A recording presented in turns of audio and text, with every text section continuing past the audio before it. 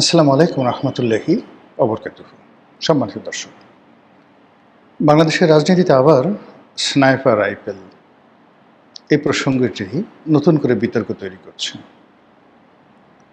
বিভিন্ন সামাজিক প্ল্যাটফর্মে যারা প্রভাবশালী বক্তা, তারা বিভিন্ন সভা সমিতি, সেমিনারে যারা বক্তব্য দিয়ে বেড়ান, তারা রাজনীতিতে এই মুহূর্তে যারা বিরোধী দলীয় আছেন, তারা দেশের বাইরে যারা কোনো অবস্থাতে জুলাই আগস্ট বিপ্লব এবং আওয়ামী লীগের যে পরাজয় বা পতন এটা মেনে নিতে পারেননি, তারা বারবার এই স্নাইপার রাইফেল এটি এখন সামনে আনার চেষ্টা করছেন। বিষয়টি খুবই স্পর্শকাতর, এজন্য আমি আকার ইঙ্গিতে কথা বলার চেষ্টা করব। প্রথমত হলো যে বাংলাদেশে যত অস্ত্র আসে, মানে অস্ত্র এবং গোলা বারুদ, সেটা পুলিশের জন্য হোক, আনসারের জন্য হোক, কিংবা সেনাবাহিনীর জন্য হোক, এটা নিয়ন্ত্রণ এবং তদারক করার একটা নির্দিষ্ট কমিটি আছে, একটি নির্দিষ্ট সংগঠন মানে রাষ্ট্রীয় বাহিনী আছে, মানে তারাই এই জিনিসগুলো করে থাকে। এমনকি পুলিশের যে অস্ত্র, পুলিশের যে আর্মস, অ্যামুনেশন, যা কিছু আর্মির অ্যামুনেশন, সব কিছু একটা নির্দিষ্ট জায়গা থেকে নিয়ন্ত্রণ হয়। আচ্ছা, ফলে বাংলাদেশে বৈধভাবে যত অস্ত্র আমদানি হচ্ছে, যত গোলাবারুদ আমদানি হচ্ছে, যত বুলেট খরচ হচ্ছে, পাই প্রত্যেকটা জিনিস একটা লেজারে মেনটেন করে রাষ্ট্রের একটি সংস্থা। এটা আপনারা জেনে রাখুন। ২ নম্বর হলো যে স্নাইপার যে রাইফেলটি, এই রাইফেল অনেকটা সাবমেশিন গান প্রকৃতির, AK-47 যে খুব বিখ্যাত, এই ক্যাটাগরির রেঞ্জের, এই ক্যাটাগরির বা এই রেঞ্জের বহু দূর থেকে এটি অটোমেটিক গুলি ছুড়তে পারে এবং আইনশৃঙ্খলা রক্ষাকারী বাহিনীর মধ্যে যারা বিশেষভাবে ট্রেনিং প্রাপ্ত, তাদের হাতে এই অস্ত্রগুলো দেওয়া হয় এবং বিশেষ সময়ে বিশেষ অপারেশনের জন্য সেনাবাহিনী বা পুলিশ বাহিনী তাদেরকে এই অস্ত্রগুলো দেওয়া হয়। ইন জেনারেল এই অস্ত্রগুলো সাধারণত ব্যবহার করা হয় না। This is one. এই অস্ত্রের যে গুলি 7.65 বোরের গুলি, এটি সাধারণ কোনো রাইফেল, মেশিন গান, সাবমেশিন গান বা অন্য কোনো যে আগ্নেয় অস্ত্র আছে এই অস্ত্রের মতো নয়। এই স্নাইপার রাইফেল এবং এই রাইফেলের যে গুলি, এটির একটা বিশেষ কার্যকারিতা আছে। ধরে নেওয়া হয় যুদ্ধের ময়দানে, মানে যারা এই অস্ত্র ব্যবহার করেন সরকারের পক্ষ থেকে, এই যুদ্ধকে উপলক্ষ করে এই অস্ত্রগুলো, গোলা বারুদগুলো সেই কোত, যেটাকে বলা হয় অস্ত্রাগার, সেই কোত থেকে বের করা হয় যদি রাষ্ট্র সেটা ব্যবহার করে থাকে। ২ নম্বর হলো যে এই অস্ত্র যারা চালাবেন, দেশি বা বিদেশি, তাদের সবারই ট্রেনিং থাকতে হবে। এই অস্ত্র সবাই চালাতে পারে না আর সবসময় দেওয়া হয় না, এইগুলো এক। ২ নম্বর হলো সরকারি বাহিনীর বাইরে এই মানের বা এই ধরনের অস্ত্র অনেক সন্ত্রাসী সংগঠনের হাতে আছে। আমাদের দেশে কোনো সন্ত্রাসীদের হাতে ইতিপূর্বে এই ধরনের অস্ত্র আমরা কখনো আছে বলে আমরা জানি না, আমরা দেখি না। স্নাইপার রাইফেল আমাদের দেশে কখনোই আমরা শুনিনি, হয়তো গোপনে ২-১ জনের কাছে থাকলেও থাকতে পারে, কিন্তু আমরা ইন জেনারেলি শুনিনি। কিন্তু পাকিস্তানের যে সকল জঙ্গি গোষ্ঠী রয়েছে, আফগানিস্তানে যে সকল জঙ্গি গ্রুপ রয়েছে, ভারতের অনেকগুলো জঙ্গি গোষ্ঠী রয়েছে যাদের হাতে এই ধরনের স্নাইপার রাইফেল অহরহ তারা ব্যবহার করে। মধ্যপ্রাচ্যের IS, হিজবুল্লাহ, হামাস, এরপর হুতি যে বিদ্রোহী রয়েছে ইয়ামেনে, এরকম আরও অসংখ্য মধ্যপ্রাচ্যের বাইরে যেটা মধ্য এশিয়া রয়েছে, সেখানে হাজার হাজার জঙ্গি গ্রুপ রয়েছে যাদের হাতে এই ধরনের স্নাইপার রাইফেল আছে এবং তারা একেবারে নিখুঁতভাবে, মানে এটার যদি রেঞ্জ, বিভিন্ন রকমের রেঞ্জ হয়, কখনো 1 কিলোমিটার, কখনো 2 কিলোমিটার, হয়তো আরও বেশি রেঞ্জের থাকতে পারে। আমি অস্ত্র বিশেষজ্ঞ নেই, ধরুন মিনিমাম 1 কিলোমিটার দূর থেকে নিখুঁত নিশানায়, মানে একেবারে গুলিবিদ্ধ করতে পারে এইরকম পাকা শুটার হাজার হাজার নয়, লাখ লাখ শুটার সারা পৃথিবীতে আছে। বাংলাদেশে এরকম শুটার আছে, তবে বাংলাদেশে এই ধরনের শুটার হাতে গোনা, বাইরে খুব অল্প, কিন্তু বাহিনীগুলোর মধ্যে সেখানে এরকম আসলে পারফেক্ট যারা শুটার তাদের সংখ্যা খুব বেশি না, কিন্তু আছে। এই হলো স্নাইপার রাইফেল সম্পর্কে একটা মানে জেনারেল ধারণা। দ্বিতীয় যে বক্তব্য সেটি হলো জুলাই আগস্ট বিপ্লবের সময় এই স্নাইপার রাইফেল ব্যবহার করা হয়েছে লোকজনকে গুলি করার জন্য। এখন প্রশ্ন হলো যে এটা কি আইনশৃঙ্খলা রক্ষাকারী বাহিনীর লোকজন করেছে, নাকি যারা রাজপথে বিপ্লবী ছিল তারা করেছে? এটা কি আওয়ামী লীগ করেছে, নাকি ছাত্রলীগ, যুবলীগ তারা করেছে সরকারি মদদে, রাষ্ট্রীয় মদদে? 3 নম্বর হলো এই কাজ করার জন্য কোনো দেশি শক্তি বা বিদেশি শক্তি, সেটা সরকারি হতে পারে অথবা বিরোধী দলীয় শক্তি হতে পারে, তো তারা কোনো বিদেশি শক্তিকে ভাড়া করে এনেছে কিনা। অর্থাৎ দেখা গেল যে আইএস থেকে এনেছে, আফগান থেকে এনেছে, পাকিস্তান থেকে এনেছে, বিভিন্ন দেশ থেকে তাদেরকে এই ধরনের অকারেন্স ঘটানোর জন্য এনেছে কিনা।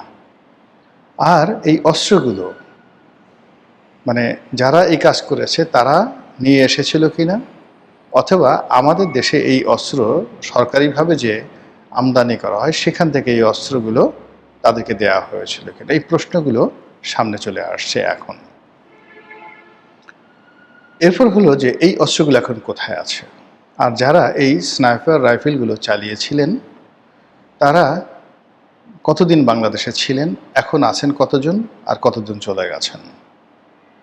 এই রাইফেলের যে ট্রেনিং প্রাপ্ত শুটার যারা আছেন তাদের সংখ্যা কত? This is a question. এই প্রশ্নগুলো এখন ঘুরে ঘুরে বেড়াচ্ছে, আর এই কোশ্চেনের সাথে নানা রকম কনস্পিরেসি থিওরি চলে আসছে। সেই 2014 সন থেকে যে সরকার পতনের যে আন্দোলন, এই আন্দোলনের সঙ্গে যে এই স্নাইপার রাইফেল এই গ্রুপ এবং এই শুটাররা জড়িত, এই কথাগুলো অহরহ নানাভাবে বলা হচ্ছে। এরপরে এই ক্ষেত্রে যে আত্মঘাতী কতগুলো বক্তব্য বা ঘটনা, সেটা হলো আমাদের ডক্টর মোহাম্মদ ইউনূসের জমানাতে স্বরাষ্ট্র উপদেষ্টা রূপে বা মন্ত্রীর দায়িত্বে যিনি ছিলেন ব্রিগেডিয়ার সাখাওয়াত, তার দুটো বক্তব্য। প্রথম বক্তব্য হলো যে তিনি যেটা বললেন যে তিনি এই আনসার সদস্যদেরকে দেখতে গিয়েছিলেন, তো সেখানে গিয়ে তিনি দেখতে পেলেন যে অনেক আনসার সদস্য আহত হয়েছেন স্নাইপার রাইফেলের 7.65 বোরের যে রাইফেল, সেই রাইফেলের বুলেট দ্বারা। তো তিনি খুব আশ্চর্য হয়ে বলেছেন যে হাউ ইট ইজ পসিবল, এইগুলো তো সাধারণ মানুষের কাছে থাকে না, পুলিশের কাছেও নাই, কার কাছে আছে? আইএসএসের কাছে আছে, বিদেশিদের কাছে আছে, আর্মির কাছে আছে। Who did it? এই জাস্ট প্রশ্ন করা শেষ, তার চাকরি শেষ। আচ্ছা, এরপরে দ্বিতীয় যে তিনি বোমা ফাটিয়েছেন একটা সাক্ষাৎকারে, সেটা হলো যে জুলাই আগস্ট বিপ্লব যখন চলছিল, আন্দোলন যখন চলছিল, তখন ক্যান্টনমেন্টের বাইরে যে সকল সাবেক সেনা কর্মকর্তাদের আবাসভূমি ছিল, যেমন Mirpur DOHS, Banani DOHS, Baridhara DOHS, তারপরে মহাখালী নিউ ডিওএইচএস, এই সমস্ত এলাকাতে যারা বসবাস করছিলেন এবং তাদের যে ক্লাবটা আছে রাওয়া ক্লাব, এখানে রীতিমতো যুদ্ধ অবস্থা বিরাজ করছিল। প্রতিদিন বেসামরিক লোকজন তো আন্দোলন করছে, আর যারা সাবেক সামরিক কর্মকর্তা তারা সিরিজ বৈঠক চালিয়ে যাচ্ছেন।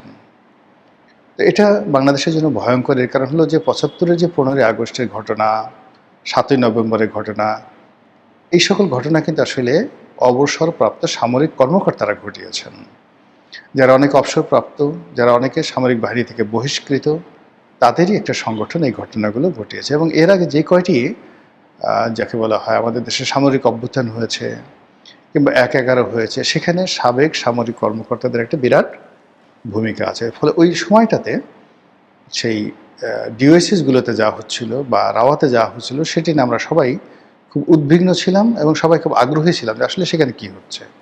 তো আমরা যখন দেখলাম সাবেক সেনাপ্রধান ইকবাল করিম ভূঁইয়া তিনি মিছিল করছেন, তারপর রাওয়া ক্লাবের যিনি সভাপতি তিনি বৈঠক করছেন, ইত্যাদি ইত্যাদি নানা ঘটনা। তো ওই সময়টাতে মোটামুটি ক্যান্টনমেন্টের মধ্যে আবার ক্যান্টনমেন্টের যে এলাকা রয়েছে এরিয়াতে, সেখানেও কিন্তু অনেক সামরিক কর্মকর্তা বসবাস করেন নিজেরা বাড়ি করে, বেসামরিক কর্মকর্তাদের বাড়িও রয়েছেন এবং তারা সবাই ওই সময়টাতে উদ্বিগ্ন ছিলেন। তো ব্রিগেডিয়ার সাখাওয়াত তিনি বাংলাদেশের পরিচিত ব্যক্তিত্ব, সামরিক কর্মকর্তা, আগে উপদেষ্টা ছিলেন, নির্বাচন উপদেষ্টার আগেও তিনি ইলেকশন কমিশনার ছিলেন, লেখক, টেলিভিশন বক্তা, স্ট্রেট ফরওয়ার্ড, পরিচিত মুখ। তো তিনি সেই ওই বিপ্লবের সময় তিনি জাহাঙ্গীর গেট দিয়ে বের হচ্ছিলেন ক্যান্টনমেন্টের। তখন তাকে কেউ টেলিফোন করে বলল, ডিজিএফআই বা অন্য কোনো প্রতিষ্ঠানের, যে আপনি সামনে আর এগোবেন না স্যার, বিকজ আপনি স্নাইপার যে জোন, যে টার্গেট জোন, তার মধ্যে আছেন। ফলে আপনি যে কোনো সময় সেই স্নাইপারের গুলিতে আক্রান্ত হতে পারেন। ইট মিনস জাহাঙ্গীর গেটের ওই এলাকাতে যারা স্নাইপার রাইফেল নিয়ে ডিউটিরত ছিল, গোলাগুলি করছিল, তাদের সম্পর্কে কর্তৃপক্ষ ওয়াকিফাল ছিল এবং সেই স্নাইপারের গুলিতে যেন কোনো গুরুত্বপূর্ণ ব্যক্তি, ব্রিগেডিয়ার সাখাওয়াতের মতো গুরুত্বপূর্ণ ব্যক্তি আহত না হন, নিহত না হন, সেই ব্যাপারেও কর্তৃপক্ষ সচেতন ছিল। না হলে তাকে টেলিফোন করলো কেন? এটা গেল ওনার বক্তব্যের শানে নজরুল। এর বাইরে সেই অন্তর্বর্তীকালীন সরকারের আরেকজন প্রভাবশালী গুরুত্বপূর্ণ উপদেষ্টা আসিফ নজরুল, তিনি একই কথা বলেছেন। তিনি বলেছেন যে তার বাসায় ডিজিএফআইয়ের কর্মকর্তা পরিচয় দিয়ে জুলাই আগস্ট যে বিপ্লব চূড়ান্ত, মানে 5 তারিখের আরও 7-8 দিন আগে, তাহলে ধরুন 5ই আগস্ট, জুন, জুলাইয়ের সেই 25-26 তারিখে তার বাসায় একজন লোক বলে যে আপনি বাসায় থাকবেন না, বের হবেন না, আপনি স্নাইপারদের টার্গেটের মধ্যে আছেন, স্নাইপার আপনাকে খুঁজছে, গুলি করবে। তাহলে এখানে দেখুন আপনি এলোমেলো হয়ে যাবেন এই কথাগুলোতে, যে এই ডিজিএফআই এটা জানলো কী করে তারা স্নাইপারদের টার্গেট আছে, হু আর দ্য স্নাইপার, কারা, আর আসিফ নজরুল কেন টার্গেটের মধ্যে পড়বেন, আর ব্রিগেডিয়ার সাখাওয়াত কেন সেদিন সেখানে বের হয়েছিলেন জাহাঙ্গীর গেটের ওই জায়গা দিয়ে।